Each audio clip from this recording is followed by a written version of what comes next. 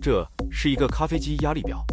由表盘、指针、固定组件、卷簧、小齿轮、扇形齿轮、联动杆、波灯管、外壳、底座组成。咖啡机用压力表通常为波灯压力表。所谓波灯管，是由法国工程师尤金·波登发明的压力测量装置。波灯管通常为250度的 C 型弯曲铜片，一端连接到测压口，另一端与联动杆相连。当遇到压力时，波灯管会发生形变，联动杆带到扇形齿轮与小齿轮咬合，从而带动卷簧收缩，指针向上直至压力稳定。当压力被释放后，卷簧回复，指针下降回0点。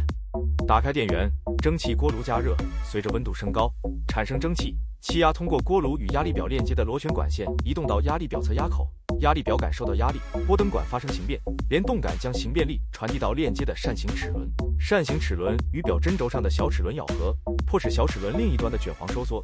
指针从0点开始向上移动，随着压力增加，指针直至达到1.5巴。关闭电源，锅炉温度下降，压力减少，卷簧释放能量，逐渐回复，迫使小齿轮与扇形齿轮方向旋转，并带动联动杆使波灯管形变，回复原有状态，指针逐渐回复到0点。这就是咖啡机压力表。